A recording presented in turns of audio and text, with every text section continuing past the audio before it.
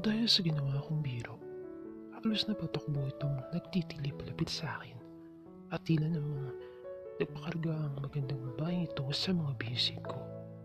Umipek naman yung naisip ko hagwaya lang pala ang katapat ng babaeng ito. Imbis na maawa ako sa kanya, lalo lang akong natawa. Habang galong ako ng estrangherong lalaking ito, inutusan ko siyang dalhin ako sa patag. Nagsitayuan kasi ang mga balahibo ko nang malamang may buwaya pala sa ilog na ito. Dali! Dali! Bilisan mo naman maglakad! Utos ko sa kanya. Wow! Kung makapagtiman ka din, Miss Beautiful, parang close tayo Total naman, sinagip mo ako. Kaya lubos-lubusin mo na.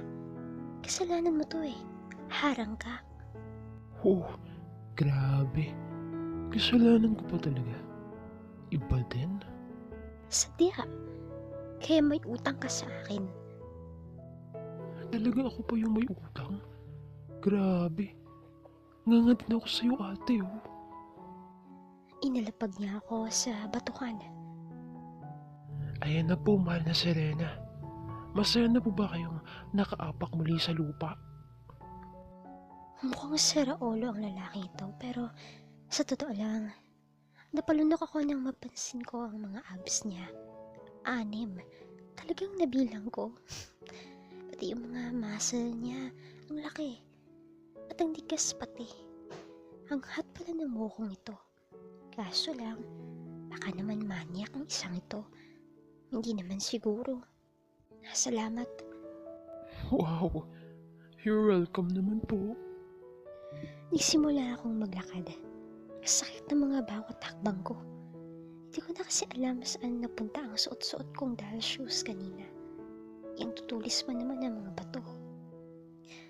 Aray ko, wala na ba ibang daanan dito? Reklamo ko. Kawawa naman ang aking mga paa.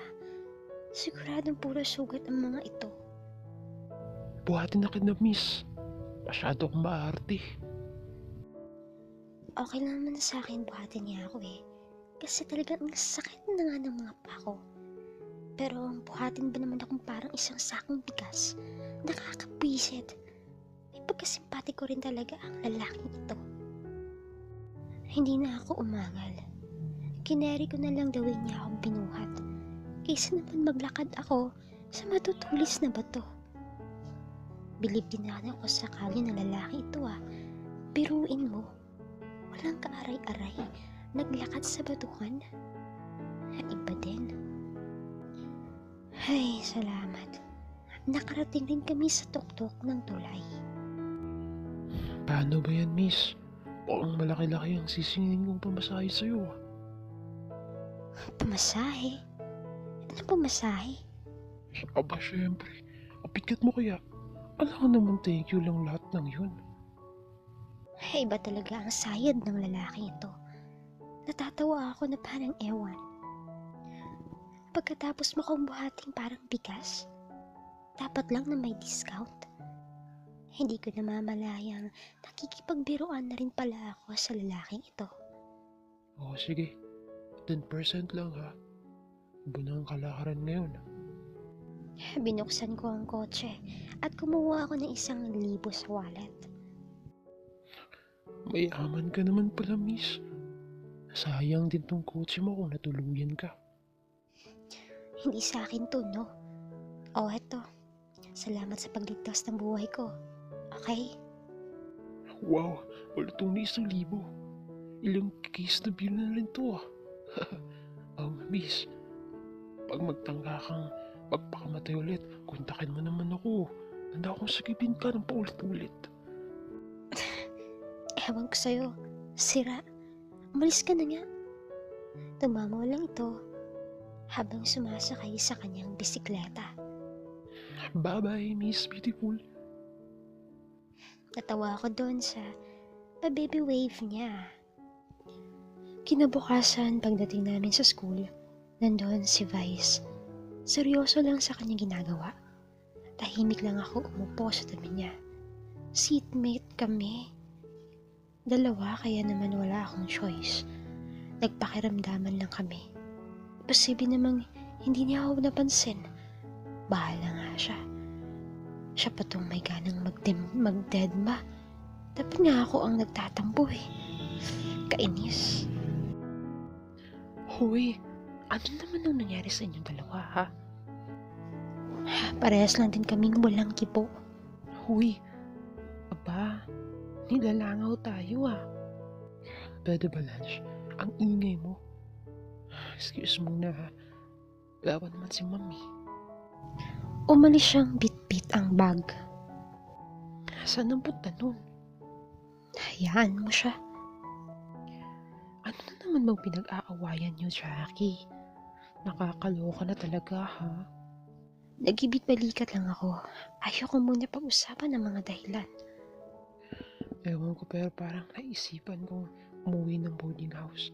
Di ko kasi kayang makipagdidmaan kay Jackie. Matutulog na lang ako. Hayaan ko muna siyang magkaroon ng space. Mukhang yun naman kasi ang gusto niya. Sandali ako nanood ng TV. Hanggang sa nakatulugan ko. 1 PM na nang ako ay muli nagising. Sinubukan kong tingnan ng cellphone ko baka sakaling nag-text si Jackie at hinanap ako pero wala eh. Si Lance lang yung nag-text. Ay, nakakatamad-tamad. Naboboard na talaga ako.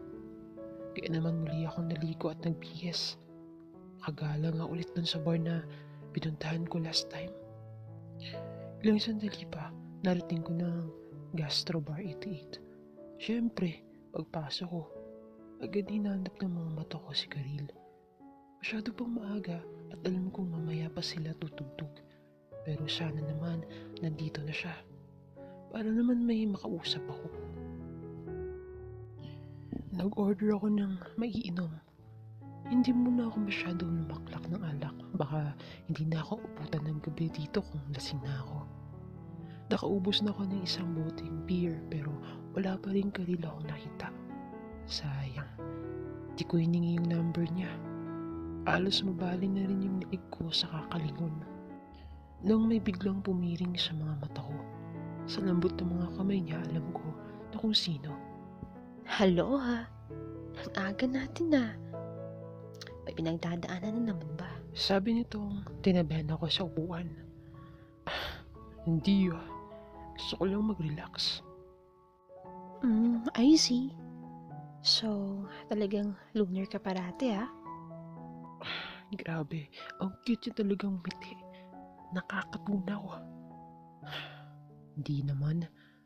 Nakaka-alibadbad kasi minsan kapag nagsama ka ng kaibigang kilalang kilala ka. Sa bagay. Drinks? You like? Ha? Ang aga. Baka hindi ako makakanta mamaya. Ikaw pa. Sige na. Samahan mo na ako. Wala naman sigurong magagalit, diba? Okay. Buti na lang talaga. Masyadong busy ang boyfriend ko. Kaya almost 2 weeks na siyang hindi nakakapag-jamming kasama kami. Ganun ba? Yup. Hayaan mo. One of this day, makikilala mo rin siya.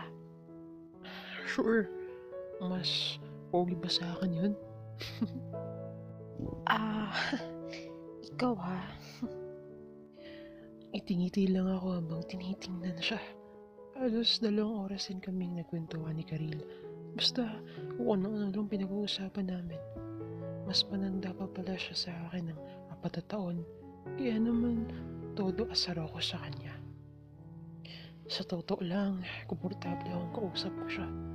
Masyado kasi siyang mature mag-isip. Samantala ako puro ng kalokohan. Kaya nga tawang-tawa siya sa mga jokes ko eh. Kaupangan namin hindi namamalayang halos magkadikit na pala ang mga katawan naming dalawa. Pag tumatawa siya, sinasandal niya yung ulo niya sa mga balikat ko. Ewan ko talaga pero masyadong komportable na kami sa isa't isa. Parang ang tagal na naming magkakilala. You know what, Vice? Ngayon lang ako nakatawan ng ganito. Kalala ulit. Grabe, ang sakit ng tiyan ko. Bakit naman? Masyado bang malungkutin ng mga kaibigan mo? Hindi naman. Yung boyfriend ko lang kasi, siya yung serious type na lalaki. Kaya pagsama ko siya, talagang behave lang ako. Talaga? Ang bored naman nun. Sobra. Kaya ka siguro nagustuhan ng babe mo kasi napaka-happy mong tao. Siguro, di ko natanong sa kanya eh. Yan mo, tatanong ko. Sige, cheers. Iniwan ako ni Karil sa upuan. Magsisimula na kasi silang tumutog. Ay, grabe, napawaw ako habang tinutugtog ang intro ng kanta. Hay, gusto ko yun. Grabe, ang ganda talaga ng boses niya. Kahit panlalaki yung kanta, bagay na bagay pa rin sa version niya. Ang sweet, nakakadala. Kaya naman, kahit nasa upuan lang ako, napapasabay ako sa kanta niya eh. Kaya naman, nung kinawayan niya ako, naiya pa ako ng una. Gusto niya yatang magduwit kaming dalawa. Patay. Papasabak na naman ako nito sa kantahan. Madami pa namang tao sa bar. Sa ikalawang stanza, ako ang pinakanta niya at sabay namin kinanta ang chorus at wala-wala sa isip kong hawakan ang kanyang mga kamay. Talagang na-enjoy ko ang gabi kasama si Karila. Kahit paano, nakalimutan ko ang tampuan namin ni Jackie. Ano, kaya pa ba? Mukhang lakas na ng amats natin na. Kaya ko pa. Ako pa. Sos, tama na yan, lasing ka na. Sige ka, baka may laban ng magaganap mamaya pag uwi mo. Di ka man lang makalaban. Aba, minamalit ako nito ah. Tama na kasi yan. Tara na, hatid na kita. Hatid mo ako? Hindi nga. Oo nga, tara na. Iuwi na kita sa girlfriend mo. Pilit niya akong itinayo at ginawang baby na nakayakap sa akin. Tayo na. Ang bigat mo kaya. Natatawa ako habang tinatayo ako ng aking sarili. Pakbay ako sa mga balikat niya. Ano, kaya pa ba? Kaya ko. Paglabas namin sa bar, lumapit kami sa isang pulang kotseng nakaparada. Kaya pala itong si Kay. Pero, bakit nagtsatsaga siya sa pipitsuging bar na ito? Tsaka ko na lang itatanong kapag nasa katinoan na ako. Kaya mo mag-drive? Ako pa. Kahit nakapikit pang isang mata ko, kaya ko. Mas lasing pa yata to sa akin ah. Nang makapasok na kami sa loob ng kotse, bigla talaga akong kinabahan. Kasi ako komportableng babae ang nagmamaneho. Sure ka ba talagang kaya mo mag-drive? Nakainom ka. Talagang diskumpiyado ka sa kakayahan ko ha. Baka gusto mong i-drive kita. Ano, kahit saan mo gusto. Pili ang biro niya sa akin. Pauya pa siyang tumagilid upang harapin ako. Ewan ko kung nagbibiro lang ba talaga siya o baka naman may iba siyang tinutukoy. Kahit mainom ako, ayoko pa rin maging advance mag-isip. Mahirap na. Magkakasala pa ako kay Jackie. Ayokong patulan ang biro niya. Yun ay kung biro nga ba yun? Hindi naman. So, ano?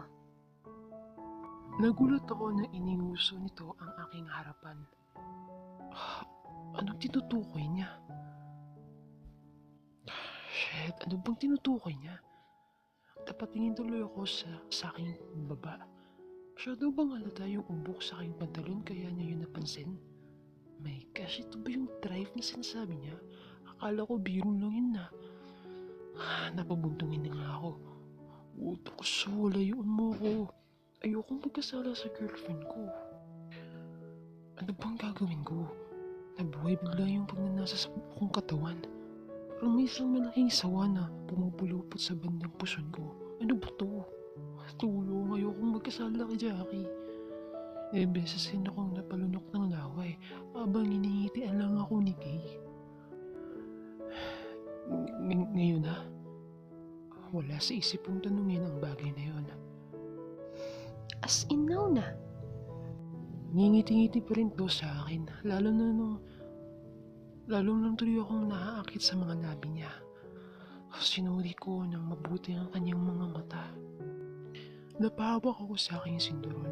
Aking gulat ko nang lumapit ito sa akin at talagang napaliyad ako nang siya yumuko.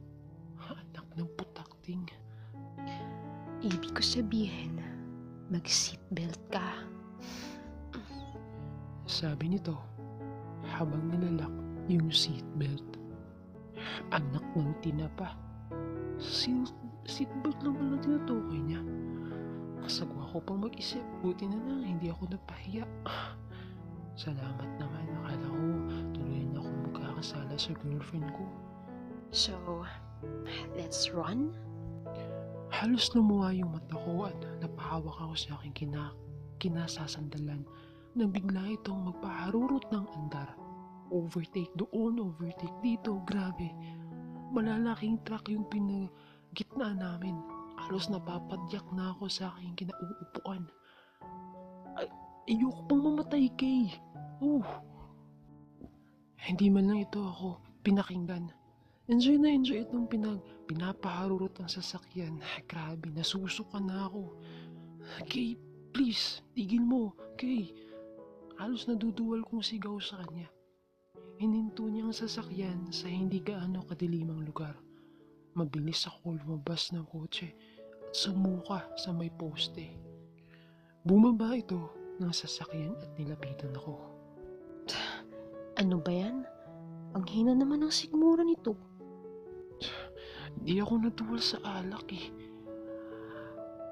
Naduwal ako sa lula. Grabe ka, Kay. Papatayin mo ko.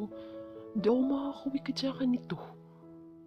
Tawang-tawa lang ito sa akin.